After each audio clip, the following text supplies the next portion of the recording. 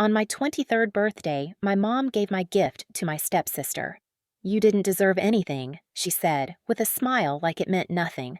That night, I packed my bags without a word. 3 years later, they showed up at my doorstep, demanding I hand over the house my real father gave me because my pregnant stepsister needed it more.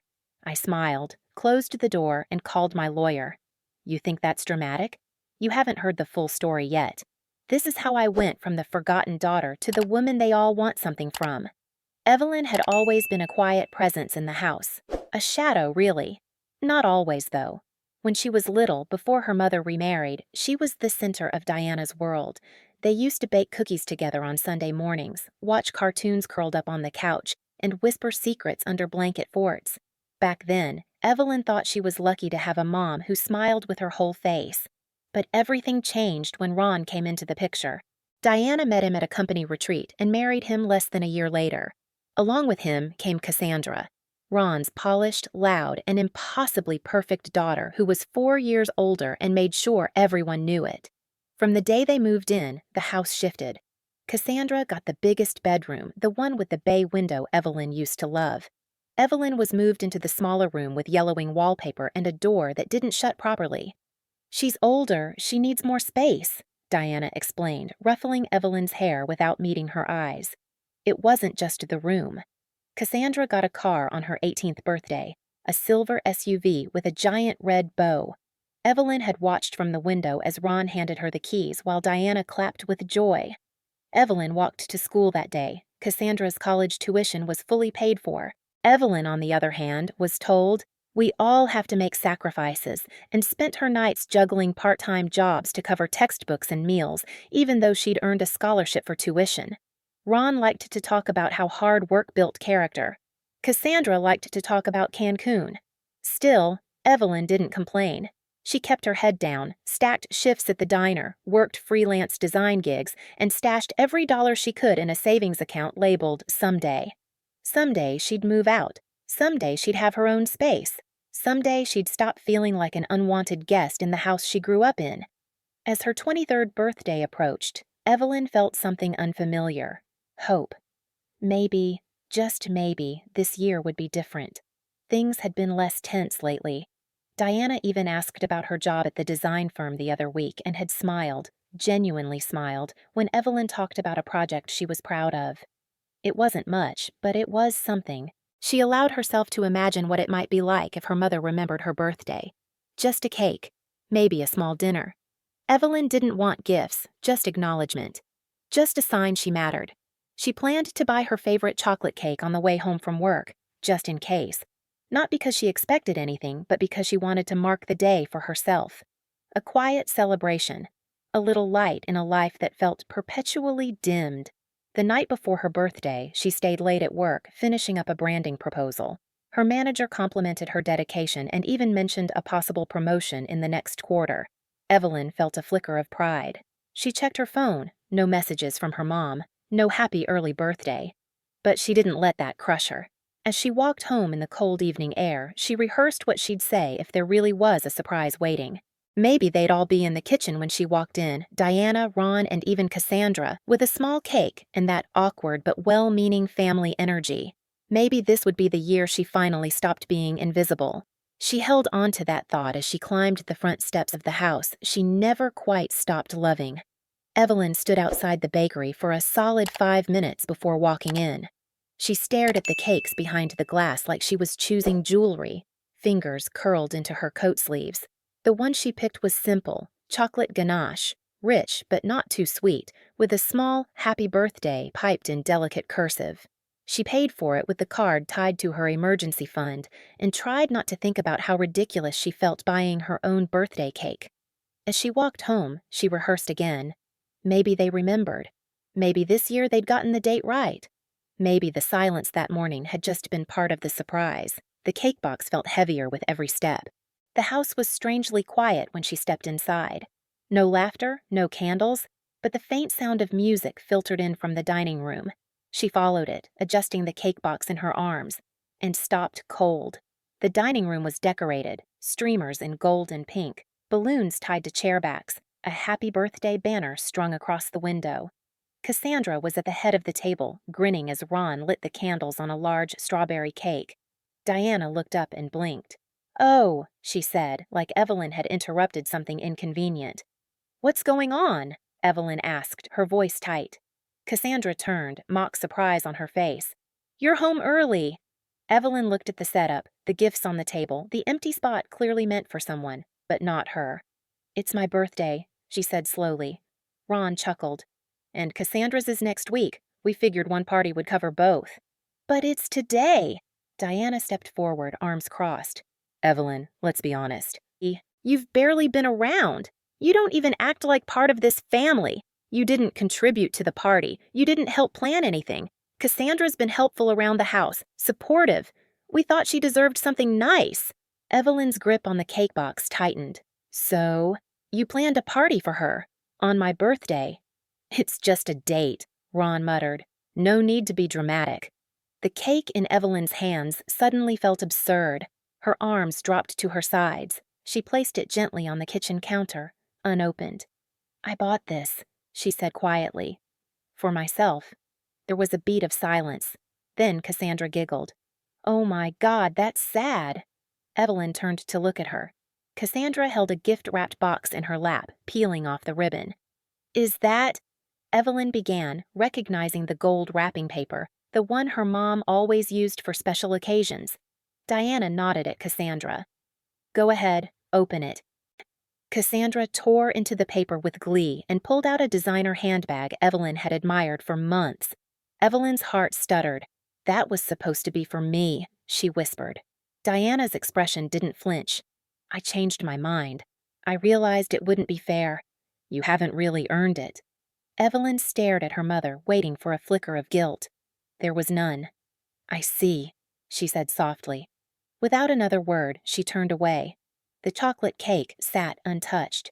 She picked up her coat from the hook, walked up the stairs slowly, one hand on the railing to steady herself. Her bedroom door creaked as it always did. She sat on the edge of the bed, took off her shoes, and let her hands fall into her lap. No tears came. It was worse than anger. It was numb. The sound of laughter rose from the dining room below, forks against plates, the opening of more gifts, then soft footsteps outside her door. Cassandra pushed it open without knocking. "You okay?" she asked, the question dripping with insincerity. Evelyn didn't answer. Cassandra stepped inside, holding the designer bag in one hand like a trophy. "I just thought you should know," she said casually. "Mom told me you were always kind of an accident. She never planned to have you, said you were a burden from the start." She smiled sweetly. "But hey, happy birthday." The silence in Evelyn's room was loud, thicker than the noise of laughter echoing from downstairs. She sat still for almost an hour after Cassandra left, staring at the shadow of the designer bag that now lived in someone else's hands. The words, "You were a burden," played in her head like a cruel lullaby on loop. Her fingers were cold. Her chest felt like it had been hollowed out. She stood up slowly, crossed the room, and pulled out the duffel bag she kept at the back of her closet, the one she'd used when she went on design workshops or overnight shifts. She packed without rushing, a few clothes. Her laptop, the little box of sketches she never showed anyone, a photo of her and her mom from when she was 8, the last birthday they'd celebrated together, a picnic in the park. She looked at it for a long time before slipping it into the bag. She sat down at her desk, pulled out a notebook, and started writing a letter. "I don't hate you, but I'm done begging you to see me. You chose the version of family that fits your new life. I'm not part of that picture anymore, and I'm tired of trying to force myself into a frame that doesn't want me." She paused. Read it over, then ripped it up into small pieces and tossed them into the trash. She didn't need to explain herself. Not anymore. It was just past midnight when she opened her bedroom door. The house was quiet now, the dining room dark. The smell of strawberry cake lingered in the air. She moved down the stairs like a ghost, duffel in hand. Her shoes were silent against the floorboards. She didn't bother leaving a note, not after what had been said. Outside, the air was sharp and cold. She walked quickly to the edge of the street, pulling her coat tighter around her. She didn't cry. That surprised her. No tears. Just a burning behind her ribs like something had caved in. She pulled out her phone and scrolled through her contacts until she found Leah. Her thumb hovered over the name for a moment before tapping call. It rang twice. Evelyn? Leah's voice was groggy but warm. Can I crash at your place for a bit? There was a pause. Yeah, what happened? I'll explain later. I need to not be here anymore. Come over, I'll leave the door unlocked. Evelyn exhaled for the first time in what felt like hours. She called a rideshare, and 15 minutes later, she was sitting in the back seat of a car driven by a guy who didn't ask questions. The city lights blurred past as she stared out the window. When they pulled up to Leah's apartment, Evelyn whispered a thank you and stepped out. She climbed the narrow staircase, heart pounding, hands shaking from cold and exhaustion. The door creaked open before she knocked. Leah was standing there in pajamas, hair in a messy bun, holding a blanket. "Oh my God," she whispered when she saw Evelyn's face. Evelyn tried to smile. "Happy birthday to me." Leah pulled her into a hug so tight it made something break open inside her. She didn't cry, but she came close. Inside, Leah made tea and cleared the couch without asking questions. Evelyn curled under the blanket, feeling smaller than she ever had. The apartment smelled like cinnamon and old books. It felt safe. As she drifted toward sleep, her phone buzzed on the coffee table. A text from Diana. "If you've chosen to walk away, don't bother coming back." No, where are you? No, are you safe? Just a final shove out the door she'd already closed behind her. Evelyn turned the phone over and let the screen go dark. Evelyn's new life was nothing glamorous. Leah's apartment was barely more than a studio with mismatched furniture and a couch that sank in the middle, but it had something Evelyn hadn't felt in a long time. Peace. No silent judgment, no footsteps outside her door pacing like a reminder she was taking up space. Just the soft hum of Leah's electric kettle and the occasional creak from old floorboards.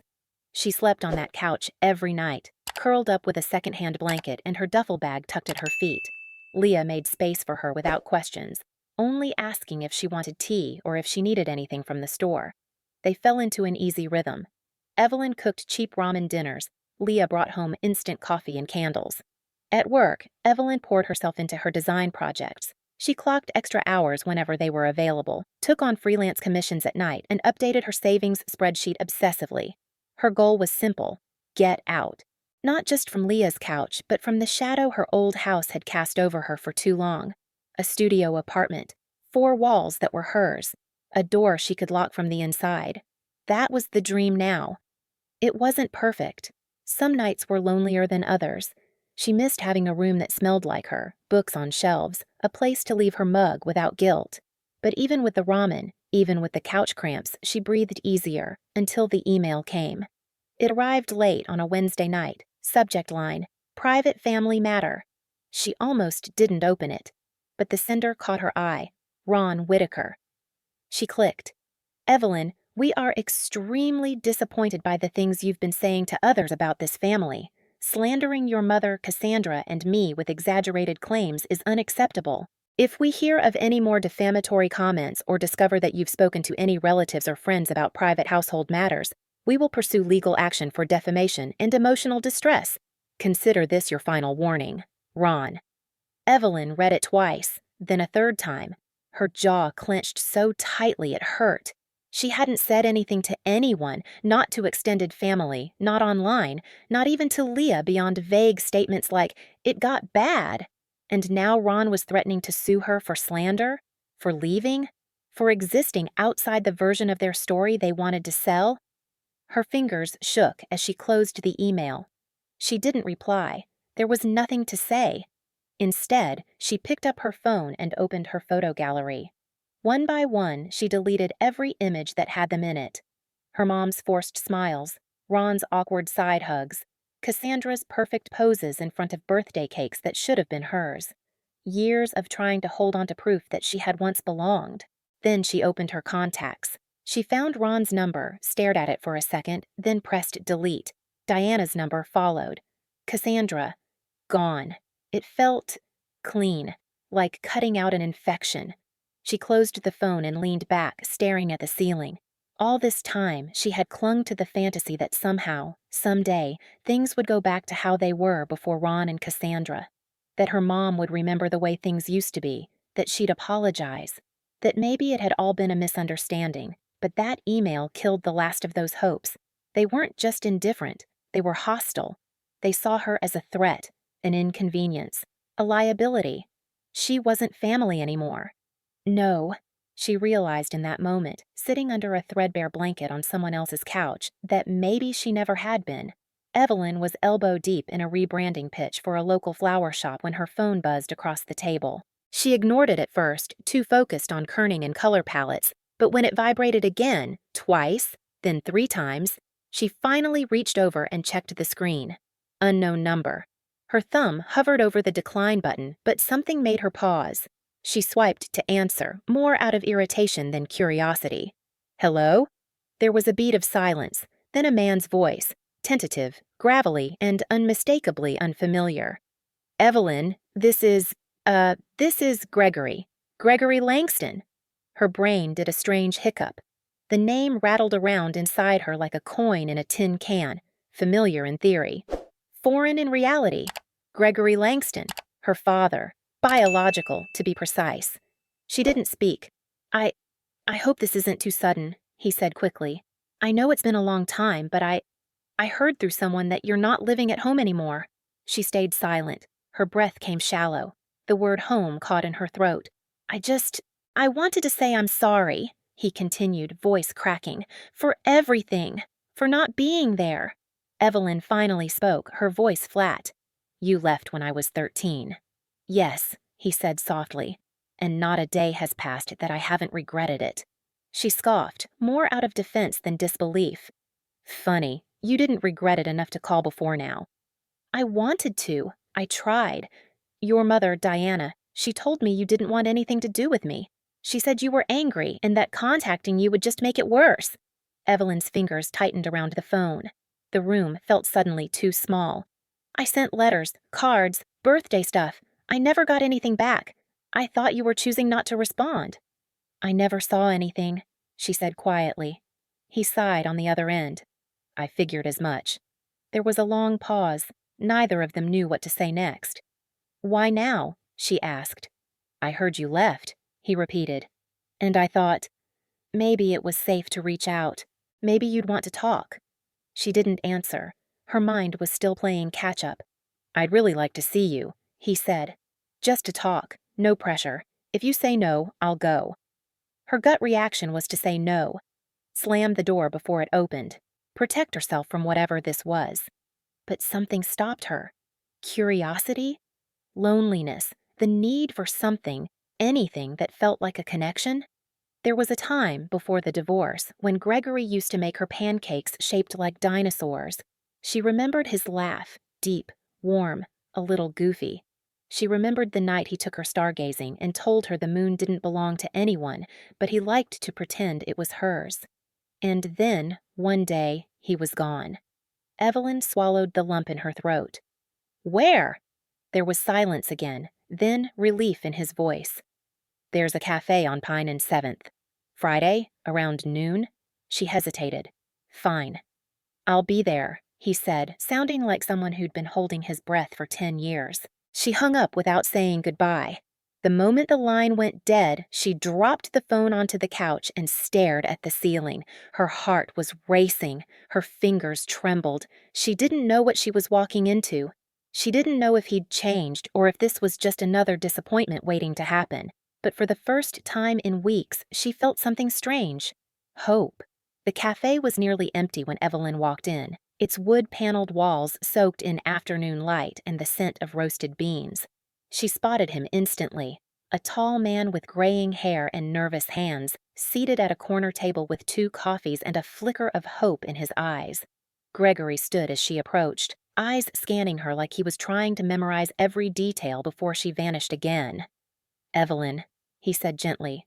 She gave a stiff nod and sat down.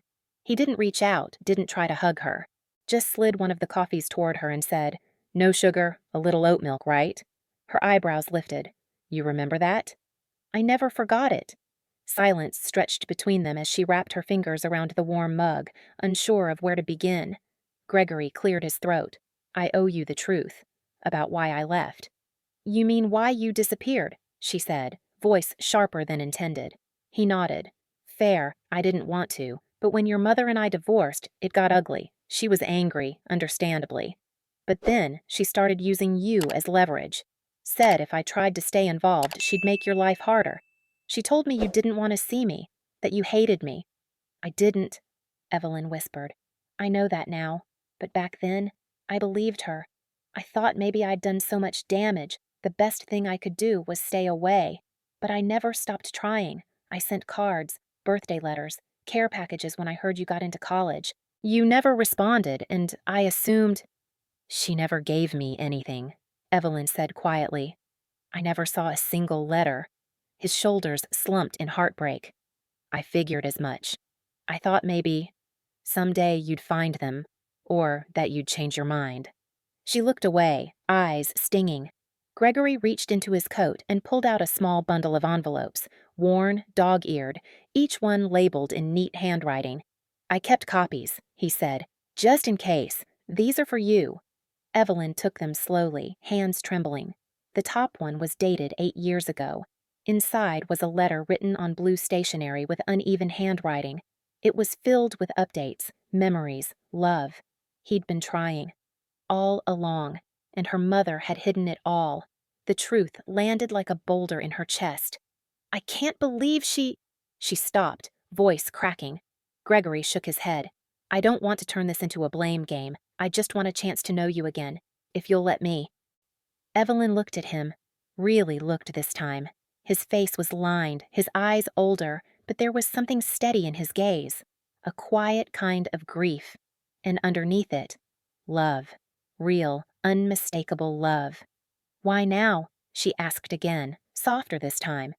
I heard you'd moved out, he said, that things with Diana had fallen apart, and I thought, maybe you needed someone, or maybe I just needed to finally stop being a ghost in your life.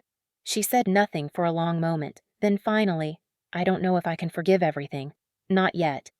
I don't expect you to, he said, but maybe you can come for dinner, meet Laura, my wife. She's been wanting to meet you for years. Evelyn hesitated, then nodded. Okay. The smile that broke across Gregory's face wasn't wide, but it was the most genuine thing she'd seen in months. They sat in the cafe for another hour, talking about everything and nothing. When she left, she didn't feel fixed, but she didn't feel broken anymore either.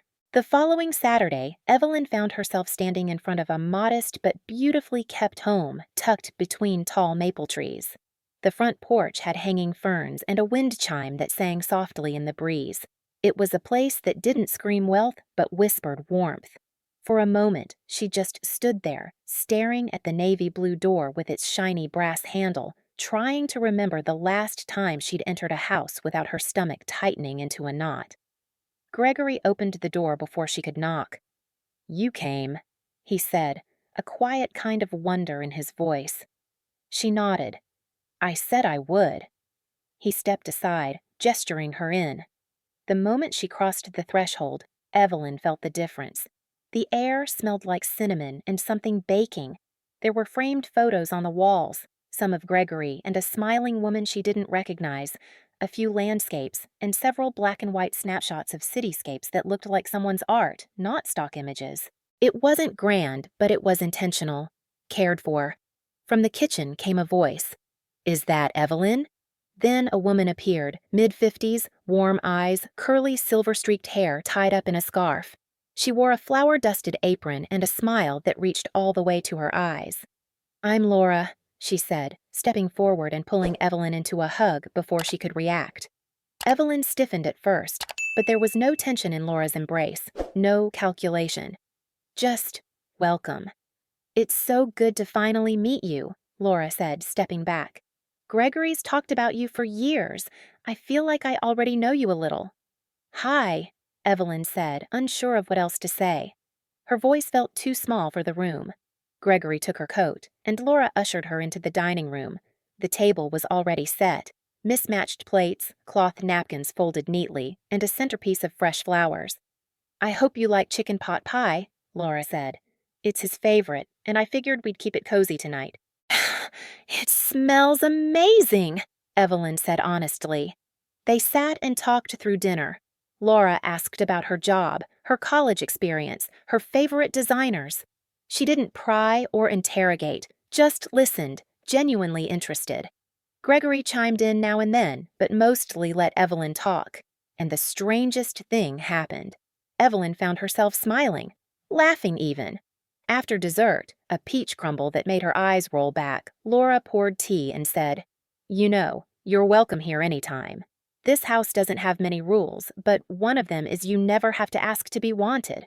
Evelyn's throat tightened. Nobody had ever said that to her before.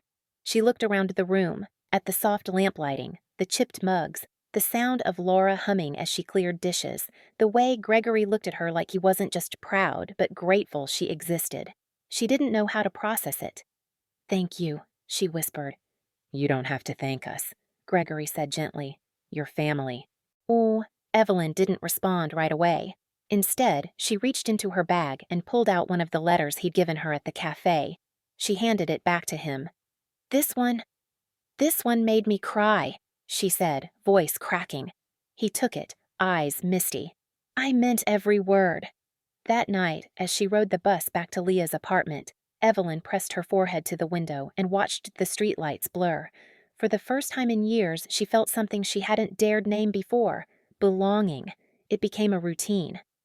Every Sunday evening, Evelyn took the bus to Gregory and Laura's house for dinner. The meals were simple: roasts, pasta, sometimes takeout, but they were always warm, always shared, always filled with easy conversation and gentle laughter. It didn't take long before she stopped feeling like a guest. Her spot at the table became hers. Laura kept almond milk in the fridge just for her. Gregory would save funny newspaper clippings he thought she'd like. It was the kind of consistency Evelyn hadn't realized she craved until she had it. 3 weeks into their Sunday dinners, as they finished cleaning up the dishes, Gregory wiped his hands on a towel and turned to her. "I've been thinking," he said. "That's never a good start," Laura joked from the sink. He smiled, then looked at Evelyn seriously. "I know you're staying with a friend, but that's temporary. And I know you're saving, working hard, planning to get a place of your own." "I am," Evelyn nodded. "Almost there, I think. A few more months." Gregory hesitated. "What if I helped?" Evelyn blinked. "What do you mean?" "I mean, what if I helped you get your own place? Something small, manageable, but yours." She froze. "You mean, give me money?" "Technically, I already did," he said, smiling a little. "When you were born, I opened a savings account in your name. Nothing huge, just a few hundred here and there over the years. I kept adding to it even after the divorce. I never touched it." Evelyn stared at him. "Are you serious?" He nodded. "It's not a fortune, but it's enough for a decent down payment." She opened her mouth, then closed it. The idea of accepting help, even from someone who meant well, made her chest tighten. "I don't want to be a burden," she said automatically. Gregory's expression softened. "You're not a burden, Evelyn. You never were, and this isn't charity, it's your future. I want to help you build it." She looked to Laura, who nodded with quiet reassurance. "It's okay to let people care about you," Laura said. "You don't have to earn love like it's a prize." Evelyn's hands trembled slightly as she set down her tea. It felt like someone had reached in and rewired the parts of her that always expected rejection. She wasn't used to this. Not just being offered something, but being offered it with no strings, no guilt trip, no hidden agenda. "Can I think about it?" she asked. "Of course," Gregory said. A week later, he asked her to meet him for coffee. When she arrived, he handed her a small envelope. Inside was a single house key. She looked up at him in shock. "I put the down payment on a little place across town," he said. 2 bedrooms, 1 bath, fixer-upper but cozy. You can handle the rest of the mortgage if you want to keep it under your name. I already signed the paperwork. It's yours." She stared at him, speechless. "There's a note inside," he added, nodding toward the envelope. Evelyn pulled out the folded slip of paper. In Gregory's handwriting it said, "You deserve something that's only yours. Love, Dad." Her throat closed. "I don't know what to say," she whispered. Gregory just smiled. "Say you'll go see it." She did. That evening, she took a cab across town and stood in front of a pale yellow house with ivy crawling up one side and a red door that looked like it had seen better days. It wasn't perfect, but it was hers. When she stepped inside, the empty rooms echoed around her like a fresh start. Sunlight pooled on the hardwood floor. The walls were bare. The air smelled like new beginnings.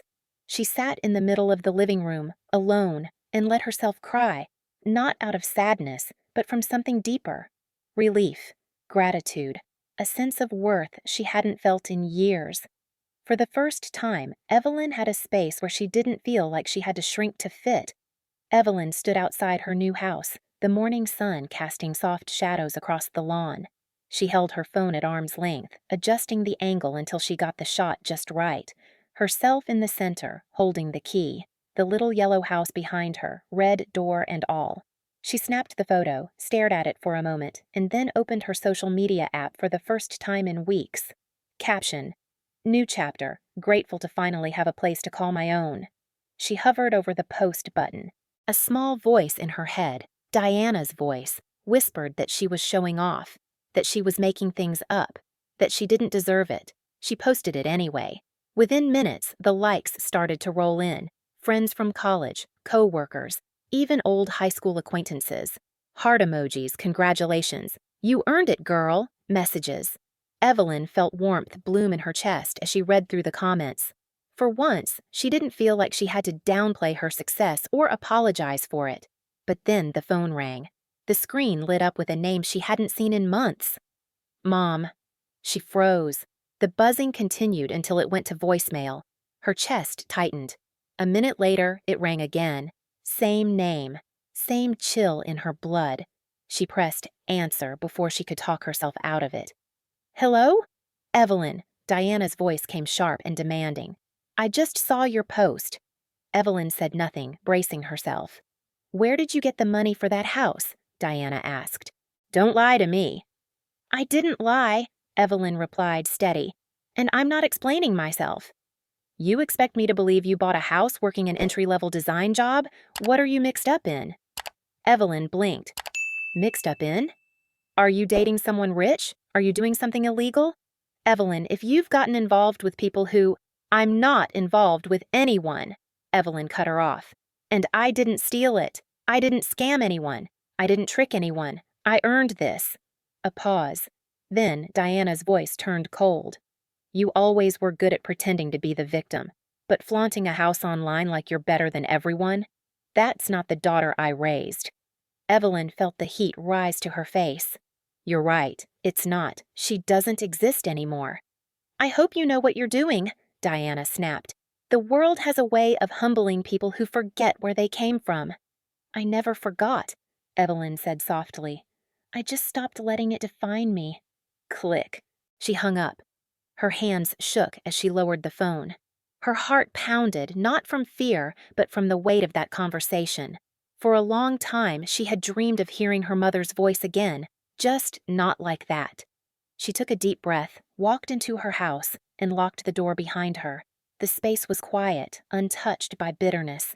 She stood in the middle of the empty living room, sunlight warming her skin, and whispered aloud to the stillness, This is mine, not hers, not theirs.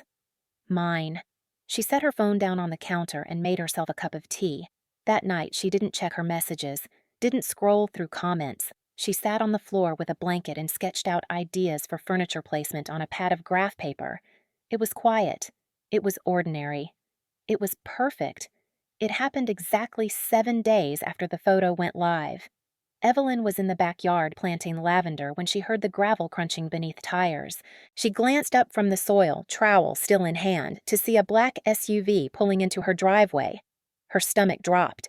Out stepped Ron, then Diana, then Cassandra, visibly pregnant, and Marcus, her smug-faced husband.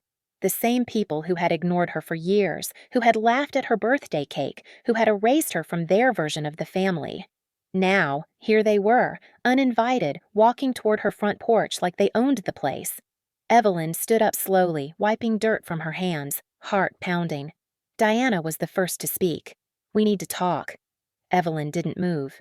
You didn't call. You didn't ask. We didn't think you'd answer, Cassandra said sweetly, resting a dramatic hand on her belly. But this is urgent. Marcus held up a folder like it was proof of something divine. Ron stepped forward. You've had your fun playing house, but it's time to be reasonable. Evelyn crossed her arms. What are you talking about? Diana gestured toward the porch. Can we go inside? No, Evelyn said, voice firm. Say what you came to say, right here. Cassandra huffed. Fine, we need the house. Evelyn blinked. Excuse me? I'm pregnant, Cassandra said, patting her stomach like it was some magical justification. And our apartment is tiny. No nursery, no backyard. This place is perfect for raising a baby. Evelyn stared, stunned. So? She asked flatly. Ron stepped up. So, as family, you should do the right thing. Give it to her. Evelyn almost laughed. You're joking. You wouldn't have this house if it weren't for us, Diana said. You've made that abundantly clear, posting pictures, bragging online like we never existed. But let's not forget who raised you. You mean neglected me? Evelyn shot back. Mocked me? Forgot my birthday? Ron held up the folder. This says otherwise. Evelyn frowned. What is that? He pulled out a document, printed, highlighted, signed with a suspiciously clean signature. It's a co-ownership agreement. Your mother's name is on it. This house was purchased under her name. She's entitled to control what happens to it. Evelyn didn't even take the paper. That's not true. Gregory paid for it. It's in my name. You're lying. Diana stepped in. Maybe not yet, but if this goes legal, do you really want to drag your family through court? Family? Evelyn's voice cracked with rage. You show up at my home uninvited and demand I give up everything I've worked for because she's pregnant? You're out of your minds. Marcus opened his mouth, but Evelyn didn't let him speak. Leave, she said. We're not leaving until you agree, Ron snapped. Then I'll call the police. Ron scoffed. You wouldn't dare. Evelyn took out her phone and dialed. 911. What's your emergency? Yes, she said calmly. This is Evelyn Langston. I have 4 trespassers at my home refusing to leave. That got their attention. Diana hissed, You're being dramatic. You haven't seen dramatic yet, Evelyn replied, watching them backpedal. They scattered before the squad car arrived, hurling insults as they fled. But Evelyn wasn't shaken. She called Gregory immediately after. He answered on the first ring. What's wrong? They came here, she said. All of them. Tried to say I should give Cassandra the house because she's pregnant. Ron even brought a fake contract. There was a pause. Then Gregory's voice turned hard. I'll get a lawyer. The next morning, Evelyn awoke to a barrage of notifications buzzing on her phone like an alarm clock on steroids. At first, she thought it was just her usual morning alerts, emails from clients, calendar reminders. But when she unlocked the screen, she froze. Text after text, comment after comment, missed calls, private messages from people she hadn't spoken to in years, and at the center of it all, a single post from Cassandra, pinned at the top of her social media feed. Some people forget where they came from. My sister, if you can call her that, just kicked me and my unborn child out onto the street. She has a big house, fully paid off thanks to family money, but when I asked for help, she slammed the door in my face. Heartless, cold. I always knew she wanted to erase us. I just didn't think she'd go this far. All I ever asked for was support. Real family shows up, real family shares, but I guess she's too busy being a hero online. Below it, a photo of Cassandra, hand on belly, eyes red as if she'd been crying. In the background, Marcus stood with his arm around her, glaring at the camera. The caption was already flooded with sympathy. OMG, how could she? You're better off without toxic people. She sounds jealous. What kind of monster does this to her pregnant sister? Evelyn dropped the phone. She couldn't breathe. More than the lies, more than the manipulation. It was the comments from strangers, believing every word, that cut deepest. People were sharing the post, adding their own anger, calling Evelyn greedy, selfish, a disgrace. She sat down hard on her kitchen floor and tried to still her trembling hands. The walls felt closer than usual. Her house, once a haven, suddenly felt invaded. Then the texts started, from blocked numbers, from fake accounts. Dozens of them. Hope your house burns down. You'll be a terrible mother one day if anyone's dumb enough to love you. You don't deserve happiness. Evelyn stared at the messages, each one a digital punch to the gut. The worst part was that she had told no one about Cassandra's ambush. She hadn't posted about the fake contract, hadn't dragged their names through the mud. She had stayed quiet, dignified, and this was her reward. Gregory called mid-morning, sensing something was wrong even before she answered. "They've gone public," she said softly. "Cassandra posted some story about how I kicked her out and left her pregnant and helpless." "Jesus," Gregory muttered. "Are you okay?" "No," Evelyn admitted. "Not really." He didn't hesitate. "The lawyer's drafting a cease and desist. First thing Monday morning. We're shutting this down. It won't stop people from believing it." "I know," he said, "but it'll stop them from saying it out loud." By that evening, her story had reached the outer ring of mutual acquaintances. People she'd once worked with, college classmates who barely remembered her name, they were all buzzing with speculation. Some messaged her directly. "I didn't think you were that kind of person. Why didn't you just help your sister? This doesn't sound like you, but also, what's the real story?" She didn't reply. Instead, she opened her own social media account, hovered over the Create Post button, and typed, "I won't be sharing private family matters on here. Believe what you want. But I know who I am, and I know what really happened. I hope one day the truth matters more than a good performance." She hit post and logged out. That night, she turned her phone off completely and spent hours scrubbing every trace of her online presence, locking profiles, removing photos, disabling comments. She didn't cry. She didn't rage. She just protected herself. She thought she'd been disowned before. But this was different. This was a public execution, and Cassandra was holding the sword. Evelyn sat by her living room window and watched the streetlights flicker on. Outside, the world kept moving, oblivious to her unraveling. Inside, she sat alone in a house that had never felt more hers, and more vulnerable. But beneath the shame and betrayal, something else stirred. Resolve. She wouldn't let them rewrite her story. Not again. The digital storm lasted 3 more days. Evelyn stayed offline, eyes aching from the effort of ignoring the chaos. Leah checked in twice a day, texting memes and support. Gregory called every night just to talk. About weather, work, anything except the mess spreading through the internet like wildfire. But then, like a flipped switch, the tone shifted. It started with a message from an old college friend named Kira, someone Evelyn hadn't spoken to in years. "Hey, just FYI, people are talking about Marcus. Might want to check the forums." Evelyn's stomach turned. Against her better judgment, she logged in. The same parenting forum that had once championed Cassandra's tearful tale had turned on its star. Screenshots were circulating, screenshots of court documents, screenshots of business complaints, screenshots of furious Yelp reviews. Marcus had once run a consulting agency, promising to help new startups secure funding. Except he hadn't delivered. Instead, he'd ghosted clients after collecting upfront fees. One user detailed how she'd paid him $3,000 for investment planning. He vanished. Another claimed she filed a police report. The thread was a wildfire of angry parents, entrepreneurs, and local small business owners all sharing similar stories. Apparently, someone had looked closer after Cassandra's post and found Marcus's name attached to a long trail of complaints and closed cases. Cassandra tried to play damage control, replying under her post, "This is fake. That's not the same Marcus." But the receipts were damning. One screenshot showed a LinkedIn profile she had previously tagged. Same name, same face, same man. The comment section turned fast. "Wait, so you lied about Evelyn and your husband's a scammer? I feel so stupid for believing this. This woman weaponized pregnancy and social media. Disgusting." Within 24 hours, the post was deleted. But Evelyn didn't feel satisfied. It wasn't about revenge. It was about truth, about the damage already done. Then came the second blow, this time for Cassandra personally. Gregory called again, voice tight. "You might want to sit down." Evelyn braced herself. "What happened?" "Your old HR director reached out to our lawyer today. Apparently, Cassandra called your former employer last week."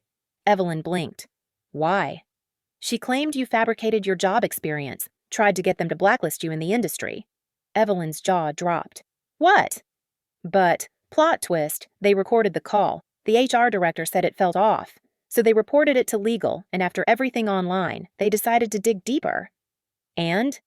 "She's been fired. Her company has a strict ethics policy. Lying to sabotage someone else's career violates it. Evelyn didn't say anything. She couldn't. There were no words for the mix of horror and disbelief inside her.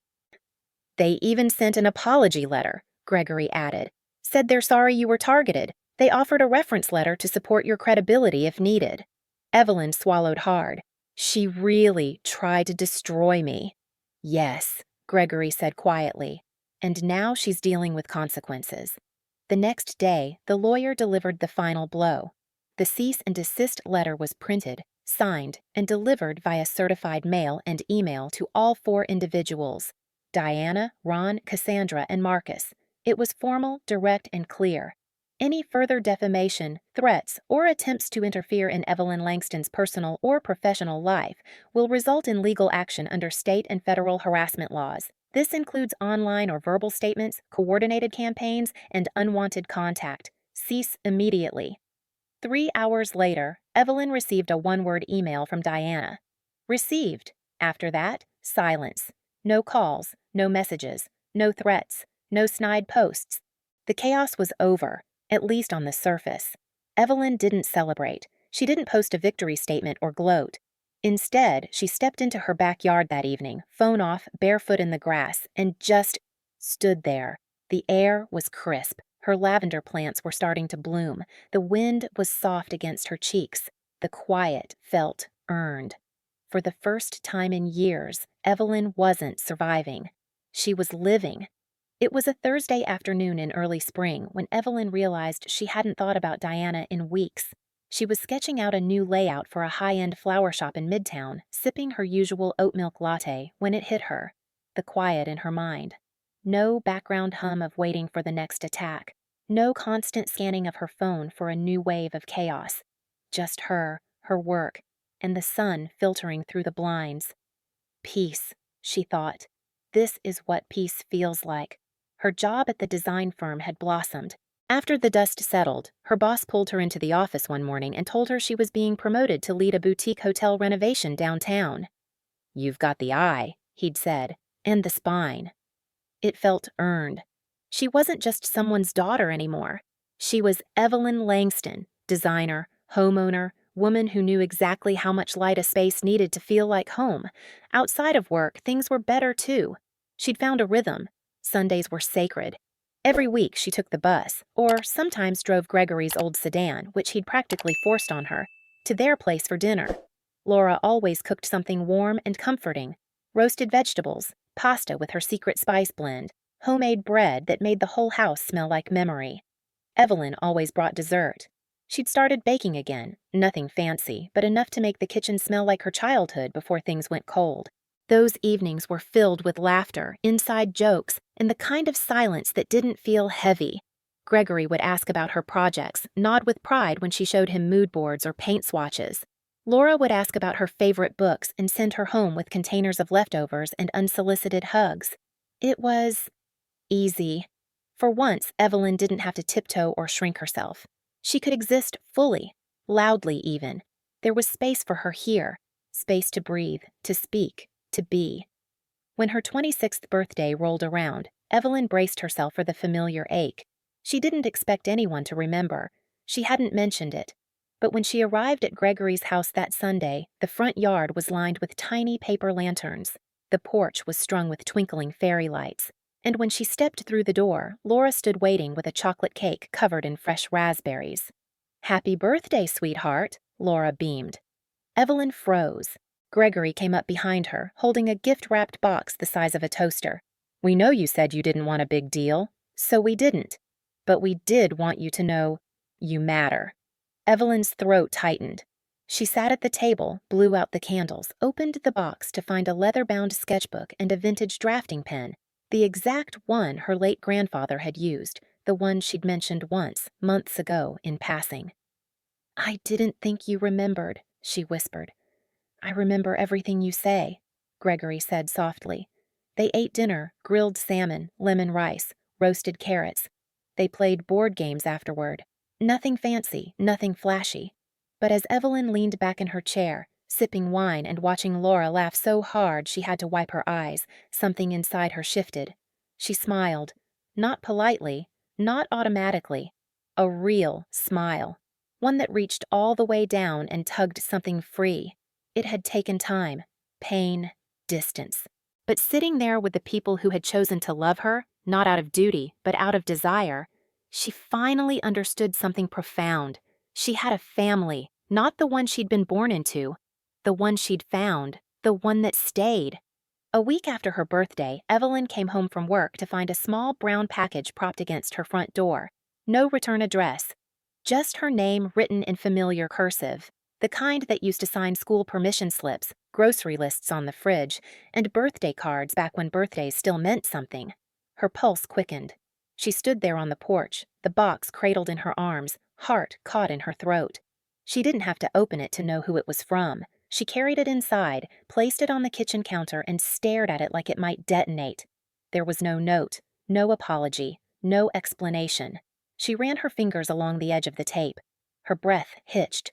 But instead of tearing it open, she turned, walked out the back door, and dropped the package straight into the trash bin by the fence. She didn't need to look inside. Somewhere in her bones, she already knew what was in it. A scrapbook, maybe. Photos from when she was a baby. Glimpses of a childhood that had slipped through her fingers long before she understood how quickly love could turn conditional. It was a gesture. A soft one, sure. But not a real one. Not the kind that required vulnerability or truth.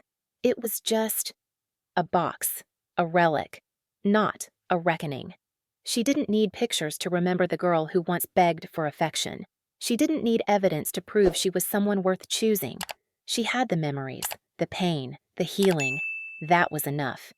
That night she made herself tea, curled up on her couch, and pulled out the sketchbook Gregory had given her. She hadn't used it yet. The leather felt smooth, broken in like an old promise kept. The first page was blank. Clean. She stared at it for a long time before writing anything, and then she began. Not with drawings, but with words. I used to think being loved meant being chosen first, but then I realized some people only love you when it's convenient. Some people call themselves family because of biology, but the truth is, blood alone doesn't make you safe. It doesn't make you seen. It doesn't make you loved. Family isn't who shares your last name. It's who shows up when you're broken. It's who listens when you're quiet. It's who stays when it would be easier to leave. Not everyone who raises you roots for you. Not everyone who names you knows you. I was born into one family, but I built another. And the difference is, I chose mine, and they chose me back. She closed the book and exhaled. It was the first time she'd written her story from beginning to end. Not just in journal fragments, not just in quiet thoughts, but like this, with purpose, with truth, with her voice. Later that week, Gregory helped her hang artwork in the living room. Laura brought over a casserole and a new welcome mat that said, "Home is where the light gets in." And Evelyn stood in the middle of her home, surrounded by people who made space for her pain, her joy, her mess, and knew, deep down, that she didn't need anything else. Diana never called again. The box was never mentioned. It sat in the bottom of the trash can until it was carried away with the rest of the week's waste. Dusty memories, unopened closure. Evelyn didn't regret throwing it out. She didn't need nostalgia wrapped in cardboard. She had a life now. One built from honesty, from hard choices, from the beautiful ache of learning to love herself after years of being told she wasn't enough. When people asked her years later what happened to her real family, she'd smile gently and say, "I found them." And if they asked how, she'd shrug and answer, "Not everyone who gives you life knows how to love you, but the ones who stay, the ones who see you, choose you, and fight for you even when it's hard, those are your people. That's your family." Then she'd walk away, her head high, her steps steady, because she had learned the truth the hard way. Family isn't given. It's chosen.